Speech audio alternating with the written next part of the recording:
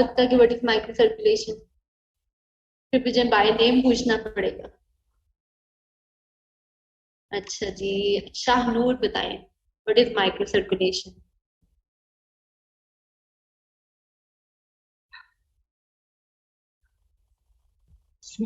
मैंने भी कहा है नहीं स्मॉलेस्ट पढ़ा हुआ, ब्लड लेक्चर ले रही हूँ तो बताऊंगी, लेकिन थोड़ा बहुत तो कुछ कंसेप्ट होगा आपके माइंड में कि क्या होती है माइक्रो सर्कुलेशन। जो स्मॉलेस्ट ब्लड वेसल्स होती है उनमें जो सर्कुलेशन होती है उससे माइक्रो सर्कुलेशन। किसकी में? कैपिलरीज में जो सर्कुलेशन होती है उसे हम कहते हैं माइक्रो सर्कुलेशन। चले ठीक है, किसी हद तक आपका जवाब ठीक मानते हैं। तो micro circulation, this is a structure that showing the micro circulation. इसमें सिर्फ कैपिलरीज नहीं है, you can see there is the arteriole, ठीक है, then there is the arteriole venules भी आ divided जाती into metarteriole, ठीक है, metarteriole and then metarteriole further divided into capillaries. तो आर्ट्रियोलर एंड से लेकर, मेरी आवाज आ रही है आप लोगों को? Yes, ma'am. Can you hear me? Okay. So arteriolar and metarteriole and precapillary sphincters and capillaries, these all include in the microcirculation. Okay? जो कैपिलरी का जो बंच बनता है, including the arteriolar and metarteriole and precapillary sphincters, these all include in the microcirculation. तो micro circulation का function क्या है? Basically tissue levels पे हमने न्यूट्रिएंट्स प्रोवाइड करने हैं।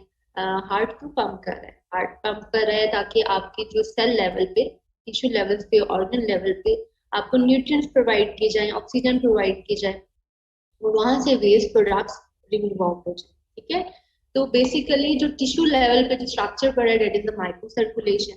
वो नेचर ने इसलिए बहुत ज्यादा माइन्यूट रखा है स्ट्रक्चर, ताकि आपके जो न्यूट्रिएंट्स हैं या ऑक्सीजन है can easily cross through these capillaries and waste product move from the tissue cell into the capillaries. So including the arteriole, metarteriole, precapillary sphincters and capillaries, these all include in the microcirculation.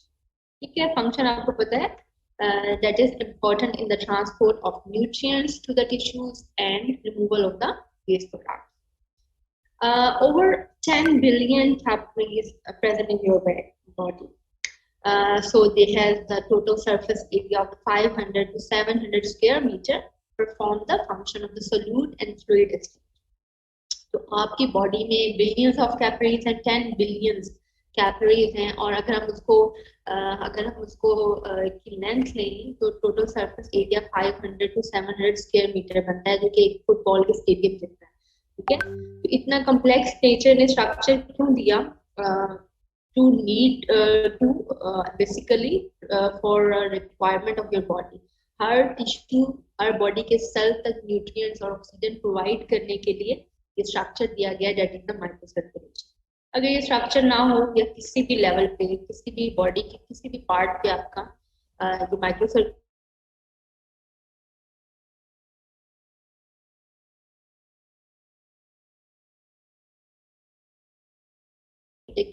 वहां energy produce नहीं होगी और ultimately cell death start हो जाएगी।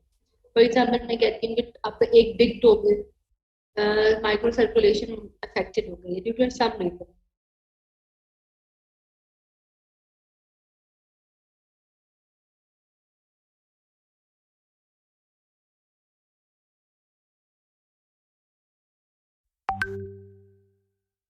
Recording stopped. Recording in progress.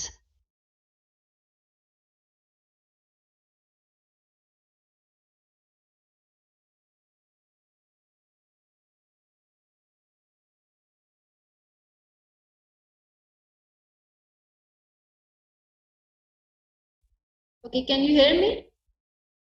Yes, ma'am. मेरी आवाज आ रही है? Yes ma'am. आवाज आ रही है कि नहीं आ रही है? जवाब दे दो ताकि फिर मैं कंटिन्यू Yes, करूँ। ma'am. आ रही है मैम. हम मैम को. आवाज स्क्रीन शो नहीं हो रही।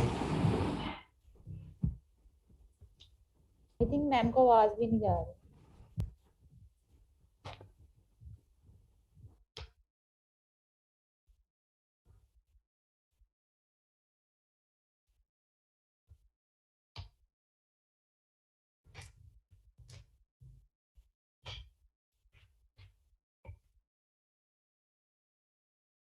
Recording stopped.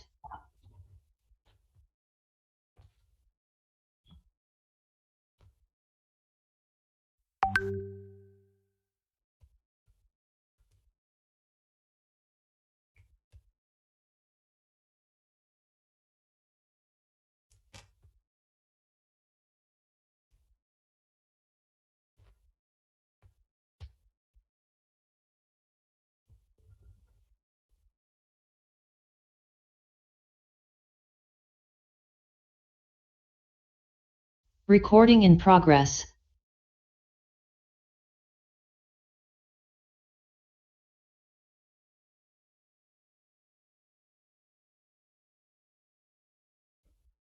Okay, can you hear me? मेरी आवाज आ रही है ma'am. आपको?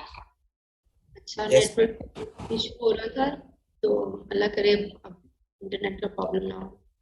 चलिए जी, आगे चलते हैं। स्ट्रक्चर ऑफ कैपिलरी वॉल आप लोग पहले भी पढ़ चुके हो, that capillary is a single endothelial layer structure. Here is the diagram that's showing the endothelial cells. So this is the one cell, then second and third. So it is composed of the cellular layer of the endothelial cells. सिर्फ एक cell layer होती है capillary wall, but it is surrounded by a basement membrane, or basement membrane at the outer surface of the endothelial cells. तो capillary wall का जो structure है,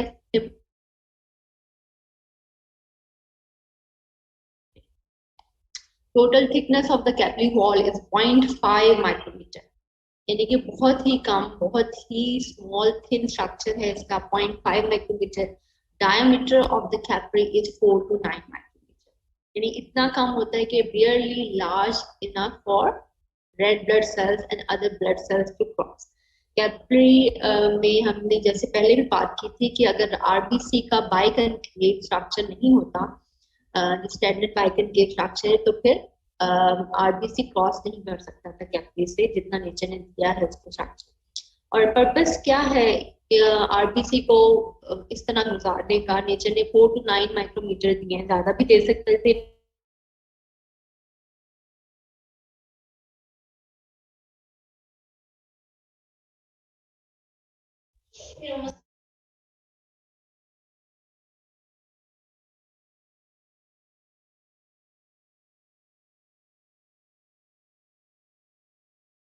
ma'am आपकी आवाज गई। Recording stopped. Recording in progress.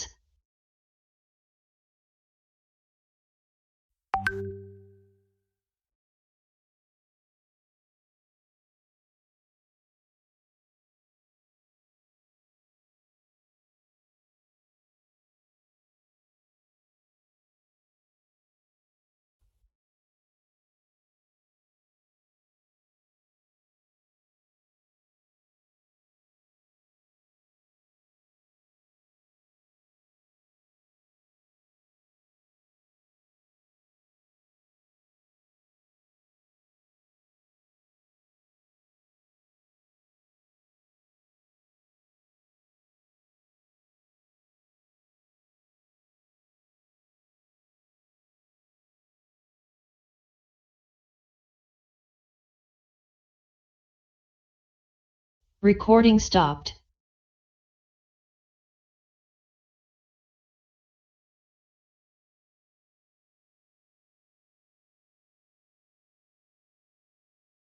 Recording in progress.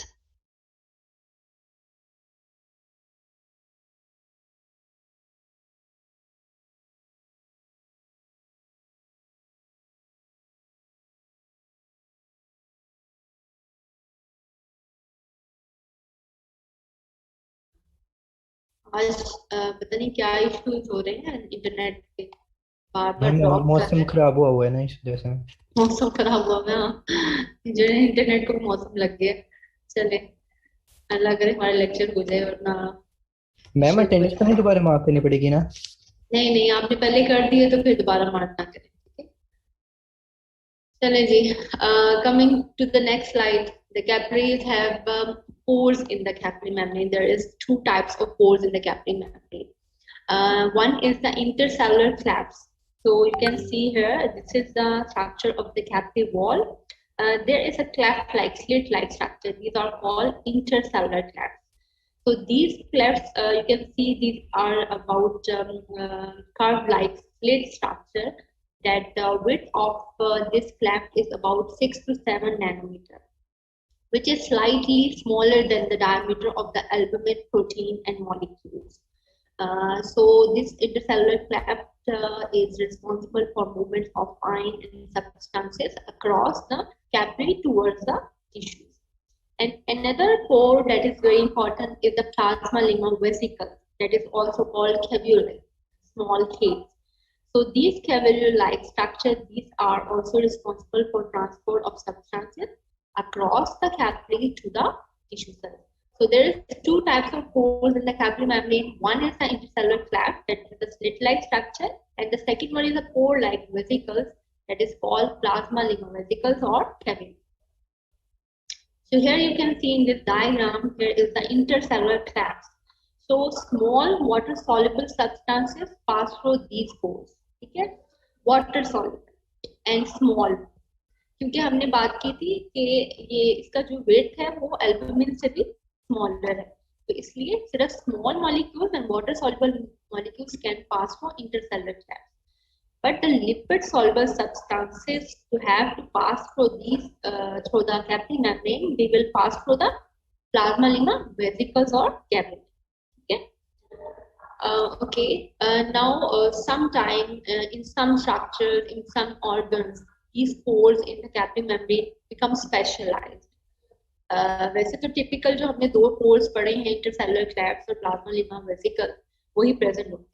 लेकिन कुछ organs में अकॉर्डिंग टू द डिमांड, क्योंकि वो ऑर्गन्स कुछ स्पेसिफिक फंक्शन परफॉर्म कर रहे होते हैं, तो ये पोर्स डिफरेंट है। For example in the brain एक स्पेसिफिक पोर्स की जगह टाइट जंक्शंस होते हैं जो सिर्फ स्पेसिफिक टाइप ऑफ आयंस को अलाउ करते हैं to pass and enter in the brain. ठीक है, तो ब्रेन में टाइट जंक्शंस होते हैं, एक स्पेसिफिक जो हमने टिपिकल पोर्स पढ़े हैं कैपिलरी मेम्ब्रेन में उस तरह नहीं होते, क्योंकि ब्रेन की आपको पता है कि एक मल्टी डायमेंशनल उसकी एक्टिविटी करनी होती है। ब्रेन्स में न्यूरोट्रांसमीटर बहुत इंपॉर्टेंट है, तो ब्रेन्स में वो कहते हैं ना एंट्री अलाउ नहीं है, वो एक क्लोज स्ट्रक्चर है, जैसे हम कहते हैं ना क्लोज कैंटर की एंट्री अलाउ नहीं है।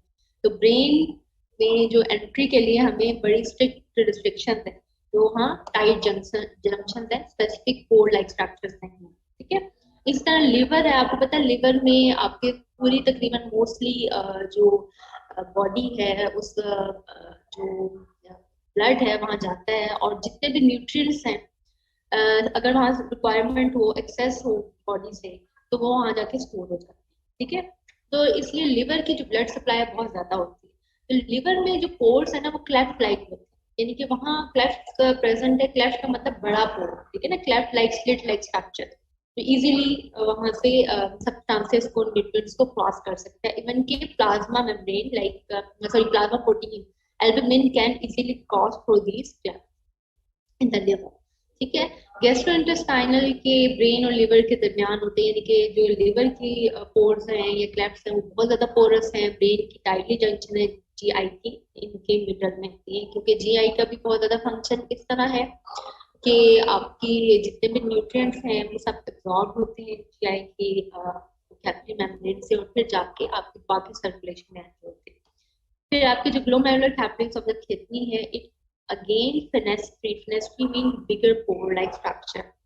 तो इन 4 organs में जो porous structures हैं different है, otherwise वो दो typical type के pores आपके capillary membrane में present होते हैं। एक very important function है जी capillaries का, that is the vasomotion. Vasomotion क्या होता है? That is the intermittent contraction of the met arterioles and precapillaries sphincters. So you can see this is the arteriole and met arterioles, and then this is the junction of the capillaries and met arterioles that contains the precapillary sphincter. So these precapillary sphincters intermittently can contract. So you can see there is a band of smooth muscle. ठीक है, ये band of smooth muscle जब contract करेगा तो there is contraction, और फिर contraction से क्या होगा, आपकी जो blood है it cannot flow through the met arterioles towards the capillaries. जब ये रिलैक्स होंगे तो of course blood will flow from the met arterioles into the capillaries.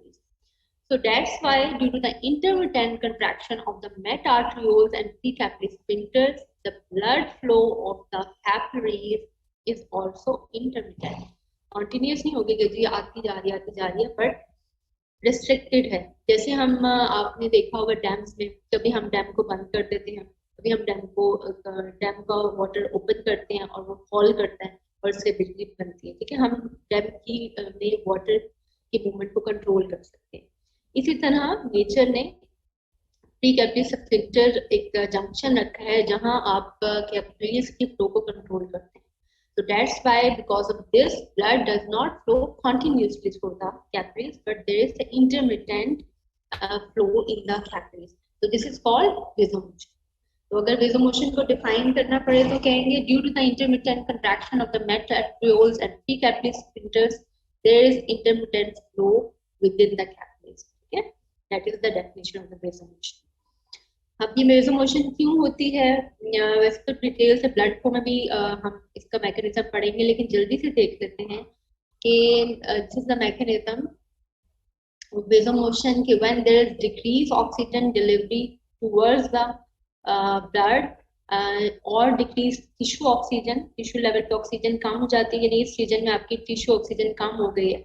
Now there is release of different chemicals, and in response to these chemicals there is relaxation of the arterioles and metatartrioles. यानी कि अगर tissue की oxygen deficient है ना, decrease हो गई है, तो फिर आपके जो ये मेटाटार्ट्रियोल्स हैं, precapillary sphincters, they will relax. ठीक है, रिलैक्सेशन से क्या होगा, blood will flow from metarterioles and then into the capillaries and there increase tissue blood. Vice versa होता है, अगर ऑक्सीजन लेवल ज्यादा हो गया, ऑक्सीजन लेवल कब ज्यादा होगा, ब्लड फ्लो ज्यादा होगी, ठीक है। तो अगर ऑक्सीजन लेवल इंक्रीज हो गया तो फिर there is construction of the arterioles metarterioles, ठीक है। इसकी वजह से क्या होगा, tissue blood flow will be decrease.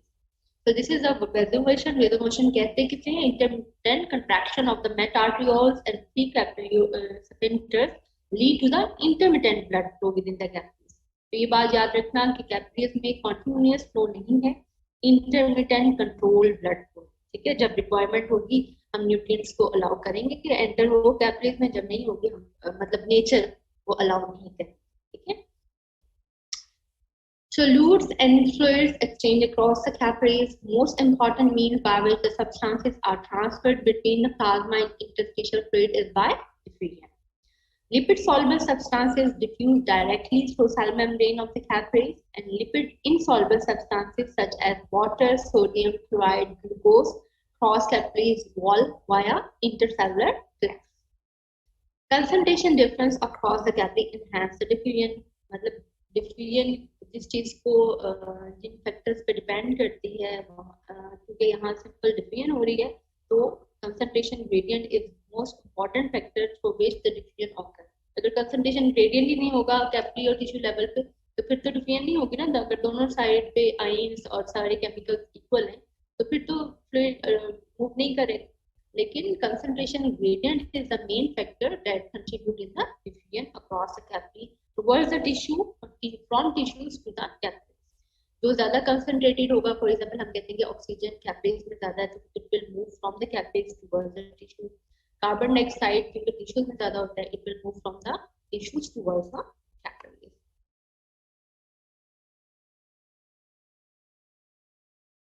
Okay. So width of the capillary intercellular slits pores is 6 to 7 nanometer. The permeability of the capillary pore for different substances varies according to their molecular diameter. यानी कौन से substances cross कर जाएंगे capillaries से, वो depend करता है ना कि उनका डायमीटर कितना है मॉलिक्यूल्स का। अगर उनका डायमीटर 6 to 7 नैनोमीटर है तो of course they can cross. अगर उनका डायमीटर ऐसा नहीं है तो they cannot cross. So this is called permeability of the substance. The capillaries in different tissues have extreme differences in their permeability. You can see there are different substances, उनके molecular weight दिया हुए हैं और फिर उनकी permeability show की है। For example, हमने water को देखा, इसका molecular weight 18 है सिर्फ, ठीक है, तो उसकी permeability 1 है, that is very good, ठीक है। इसी तरह आपने देखा होगा कि जैसे ही molecular weight increase हो रहा है, like इंसुलिन देख रहे हैं या मायोग्लोबिन देखिए, उनका molecular weight बहुत ज्यादा है, ठीक है। जैसे मॉलिक्यूलर वेट इंक्रीज हो रहा है तो परमेबिलिटी इज डिक्रीजिंग अबाउट 0.03, बहुत ही ज्यादा कम, 0.03, 1 से कम होकर 0.03 रहती है। और एल्बुमिन प्रोटीन, हम कहते हैं ना कि एक मतलब जो कैप्रीज का पोर्स इतना साइज का है कि मुश्किल से एल्बुमिन क्रॉस करती है। तो you can see the molecular weight of the albumin is 69,000 और 0.0001 पर मीटर, ठीक है, यानी कि कोई एक आदमी एल्बुमिन क्रॉस करेगी, अदरवाइज एल्बुमिन भी क्रॉस नहीं करेगी। So according to the molecular weight very important for the or transport of the substances from the capillaries towards the tissues. अगर जितना molecular weight ज्यादा होता जाएगा उतनी उसकी permeability decrease करेगी। Okay, now ma'am there is no permeability structure पर भी डिपेंड करेगी। जी yes, परमिएबिलिटी स्ट्रक्चर पर भी डिपेंड करेगी। स्ट्रक्चर पे भी डिपेंड कर सकती है। स्ट्रक्चर का मतलब है कि वाटर सॉल्युबल है या लिपिड सॉल्युबल है, इस पे भी नहीं, डिपेंड क्योंकि करती मैम है। उधर उसमें हीमोग्लोबिन और एल्ब्यूमिन दोनों का ही सेम मॉलिक्यूलर वेट है, लेकिन उनका जो परमिएबिलिटी है वो डिफरेंस है उसमें। अबाउट सेम तो नहीं है, कहाँ है हीमोग्लोबिन मायोग्लोबिन का? अच्छा हीमोग्लोबिन और एल्ब्यूमिन। ये हो सकता है टाइपिंग मिस्टेक है, ठीक है, हीमोग्लोबिन टाइपिंग मिस्टेक होगी। Okay ma'am. दोनों का इक्वल नहीं हो सकता, एल्बुमिन और हीमोग्लोबिन का दोनों का इक्वल नहीं हो सकता। ये ब्लड बुक में देख लीजिए, कभी कभी हम वो लिखते हुए ना हम नहीं वो सही रखते, ये हो जाता है। Okay, the next topic is the interstitium. Interstitium क्या होता है? What is interstitium? Intercellular fluid है इंट्रासेलुलर फ्लूइड, इंटरस्टिशियम बच्चे intracellular space, no ma'am, intra नहीं, इंटर। इंटरसेलुलर स्पेस, ओके ठीक है, चलिए ठीक है। So interstitium, that is the space between two cells, that is called intercellular space. ठीक है, सही बताया। The space between two cells, you can see there is two cells and the space between them is called interstitium. और उसके दरमियान जो fluid पड़ा है उसे कहते हैं interstitial fluid. Again, this is very important in physiology because we are discussing about circulation. हम बात कर रहे हैं कि मूवमेंट ऑफ द फ्लूइड और nutrients from the capillary towards the tissues. तो वो टिश्यूज क्या है, पहले वो इंटरस्टिशियम में आएंगे और फिर वो टिश्यू सेल्स तक जाएंगे, ठीक है। तो हमारे लिए इंटरस्टिशियल फ्लूइड और इंटरस्टिशियम बहुत ज्यादा इंपॉर्टेंट है, उसकी मूवमेंट बहुत इंपॉर्टेंट है, उसकी फोर्सेस बहुत इंपॉर्टेंट है, क्योंकि वही फोर्सेस डिटरमिन करेंगे कि आइदर जो फ्लूइड है इट विल मूव इन और आउट फ्रॉम द कैपिलरी। ठीक है, हम जल्दी से इंटरस्टिशियम का स्ट्रक्चर देखते हैं। What are the structure of the interstitium? क्या पढ़ा हुआ है इंटरस्टिशियम में? There are two components of the interstitium, solid components हैं कुछ और लिक्विड कंपोनेंट्स हैं। अब उसमें सॉलिड कंपोनेंट्स कौन से हैं? There is two types of solid components, collagen fibres and proteoglycan filaments. And collagen fibres क्या करते हैं? Collagen fibres give the tensile strength to the interstitium. You can see this is the collagen fibres. ये आपकी जो बड़ा सा structure देख रहे हैं, this is the collagen fibres, जिसे हम कहते हैं worm like structure. So this is the collagen fiber or proteoglycan filament. These are the coiled filaments. ये देखें coiled molecules हैं. These are proteoglycan. These are composed of hyaluronic acid and 2% protein. And these act as a Burush file. So these proteoglycan and collagen fiber, these are the solid structure of the interstitium. There is also present fluid in the interstitium that is in the form of gel. Fluid plus proteoglycan mixture form a tissue gel. ठीक है, इसके अलावा जो some amount of fluid, that is free fluid, is present also in the interstitium, but in very little quantity. So what is tissue gel? Tissue gel, actually fluid in the interstitium, is derived by the filtration and diffusion from the capillaries and contain almost the same constituent as plasma except for much lower concentration of the protein. And interstitial fluid is entrapped mainly in the minute space among the proteoglycan filament. This combination of proteoglycan filament and tissue entrapped within them is called tissue gel. तो अगर मैं इसको आसान दिमाग में कहूँ, tissue jail क्या है? वो फ्लूइड है जो कि कैपिलरीज से क्रॉस करके आपकी इंटेस्टाइन में एंटर होता है, ठीक है। जब ये फ्लूइड और आपके प्रोटीओग्लाइकेन, क्योंकि ये फ्लूइड आता है तो प्रोटीओग्लाइकेन की जो स्पेसेस है उनके दरमियान इकट्ठा हो जाता है। लेकिन प्रोटीओग्लाइकेन बहुत ज्यादा है, ये कॉइल लाइक स्ट्रक्चर बहुत ज्यादा है, तो इनके दरमियान स्कीप कर जाता है, ठीक है। तो ये प्रोटीओग्लाइकेन प्लस फ्लूइड मिलके एक जेल लाइक स्ट्रक्चर बनाते हैं जिसे कहते हैं टिश्यू जेल। ठीक हो गया। अब हमने ये भी बार डिस्कस कर लिया, ये फ्लूइड आता कहाँ से? ऑफ कोर्स कैपिलरीज से। और इसकी कंसंट्रेशन क्या है या कंपोजिशन क्या है? Same as the plasma except it does not contain the और लेस कंसंट्रेशन ऑफ प्रोटीन। यानी कि जब कैपिलरीज से ये फ्लूइड क्रॉस करता है तो इसमें एल्बुमिन या बाकी प्रोटीन की कंसंट्रेशन बहुत ज्यादा कम होती है, ठीक है। ये आपका टिश्यू जेल था। So because of the large number of the proteoglycan filaments, it is difficult for fluid to flow easily through the tissue gel. तो जैसे ही ये fluid इंटरस्टिशियम में आता है तो ये कोई ये नहीं है कि भाई जी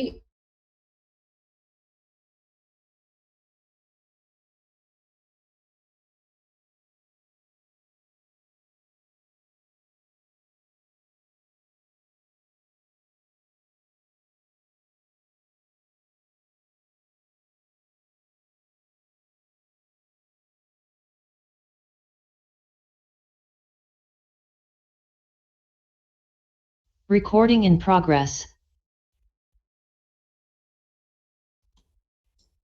ओके। तो जो ये टिश्यू जेल की बात हम कर रहे थे कि ये फ्लूइड कैपिलरीज से क्रॉस करके आपके इंटरस्टिशियम में कलेक्ट होता है। तो ये नहीं कि बहुत फ्री फ्लोइंग है, फ्री फ्लोइंग इसलिए नहीं है क्योंकि आपके दरमियान में क्या पड़े हुए? प्रोटीओग्लाइकेन फिलामेंट, ठीक है। तो प्रोटीओग्लाइकेन फिलामेंट आपने देखे हर तरफ पड़े, तो ये फ्लूइड बहुत इजीली फ्री फ्लोइंग टाइप नहीं है, बल्कि ये इसको टिश्यू जेल लाइक स्ट्रक्चर बनाने के बाद इसकी जो मूवमेंट है वो बहुत ज्यादा रिस्ट्रिक्टेड टाइप हो जाती है, इसको मूव करने में बहुत प्रॉब्लम आती है, ठीक है, क्योंकि there is proteoglycan filaments. So because of the large number of proteoglycan filaments, it is difficult for fluid to flow easily through the tissue gel. Instead, it mainly diffuses through the gel, that is, it moves molecules by molecules from one place to another by kinetic thermal motion rather than by large numbers of molecules moving together. वो कहते हैं कि जैसे ये यहाँ आके tissue jail बना रहे हैं तो ये नहीं कि ऐसे फ्लूइड क्रॉस कर गया जैसे कोई नहर आपके दरिया से नहर मूव करती है, बहती है, उस तरह नहीं है, बल्कि फिर थोड़ा थोड़ा फ्लूइड यहाँ से यहाँ जाएगा, फिर यहाँ से यहाँ जाएगा, फिर यहाँ से यहाँ जाएगा, अपनी पावर यूज करते हुए फिर यहाँ से यहाँ जाएगा। तो kinetic movement, thermal movement use करते हुए बहुत स्लोली ये मूव करेगा because of the formation of tissue gel, ठीक है। ये बात आप कंसेप्ट क्लियर कर लें कि जी जैसे ही फ्लूइड इंटरस्टिशियम में आता है तो due to the proteoglycan filament इसकी जो फ्री फ्लोइंग मूवमेंट नहीं होती, ठीक है, because there is formation of structure that is tissue jail.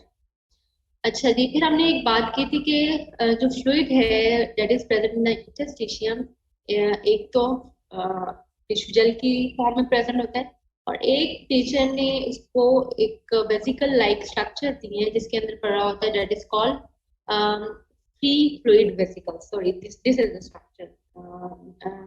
So almost all the fluid in the interstitium is enwrapped within this tissue gel. Occasionally, small revolutes of free fluid and small free fluid vesicles are also present. So you can see these circular-like structure. These are the small fluid vesicles, and these large cleft-like spaces that contain fluid. These are called revolutes. तो free fluid जो है वो present होता है vesicle form में या फिर रेवोल्यूट्स, which means fluid that is free of the proteoglycan molecules and therefore can flow free. अब अगर ये वेसिकल जहां भी मूव कर गया तो फ्लूइड पूरा का पूरा मूव कर जाए, तो इसलिए हम कहते हैं कि these are the free fluid movement. So amount of the free fluids present in the normal tissue is only less than 1%. यानी कि अगर हम कहते हैं ना कि टोटल 100% फ्लूइड है इसके अंदर, तो 99 is in the form of tissue gel और ओनली 1% और less than 1% is present in the vesicle form और रेवोल्यूट्स फॉर्म, ठीक है।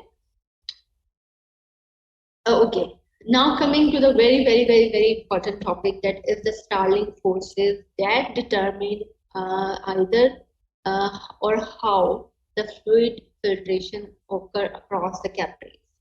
ठीक है, स्टार्लिंग फोर्सेस बहुत इंपॉर्टेंट हैं आपके रिटर्न पॉइंट ऑफ व्यू से, एसटीक्यू आ जाता है आपके वाइवा पॉइंट ऑफ व्यू से। स्टार्लिंग फोर्सेस आपको जरूर पता होना चाहिए कौन सी स्टार्लिंग फोर्सेस हैं, उनका कितना प्रेशर है जो कि मूव करता है फ्लूइड को फ्रॉम द कैपिलरीज या फिर इन द कैपिलरीज, और किस तरह फिल्ट्रेशन कराता है। तो ये सब कुछ इंपॉर्टेंट है, मैंने आपको बता दिया। अब आपका काम है पढ़ना, ठीक है, मतलब मैं तो आपको पढ़ा दूंगी, उसके बाद आपको मेमोराइज रखना है एंड तक अंटिल एग्जाम। तो स्टार्लिंग फोर्सेस कैसे कंट्रीब्यूट करती हैं वो हम देखते हैं। पहले तो हम देखते हैं कि what are the Starling forces, होती क्या है Starling forces. So 4 primary forces that determine whether fluid will move out of the blood into the interstitial fluid or in the opposite direction. These forces called Starling force.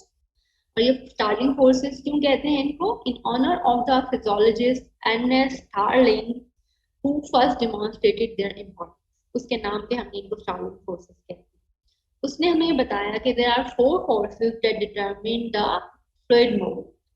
ये वो capillary से interstitium में fluid move करेगा या interstitium से capillary में move करेगा। So which are these 4 forces? One is the capillary hydrostatic pressure that is present in the capillary, of course. You know that hydrostatic pressure is contributed by fluid portion. अगर आपका fluid present है कहीं भी तो जो force apply होती है, pressure apply होता है, उस वजह से उसे हम कहते हैं हाइड्रोस्टैटिक प्रेशर। तो अगर कैपिलरी में जो फ्लूइड प्रेजेंट है उसकी वजह से जो फोर्स जनरेट होती है उसे हम कहते हैं कैपिलरी हाइड्रोस्टैटिक प्रेशर। अभी जो कैपिलरी हाइड्रोस्टैटिक प्रेशर है, it always that is present in the capillary, that will always move the fluid from the capillary towards the interstitium. ठीक है, आउटवर्ड फोर्स जिसे हम कहते हैं, from the capillary towards the interstitium. Second force that is present in the capillary is the plasma colloid osmotic pressure. The colloid force is contributed by the protein. अब आपकी capillary में कौन सी protein पड़ी है? That is the albumin.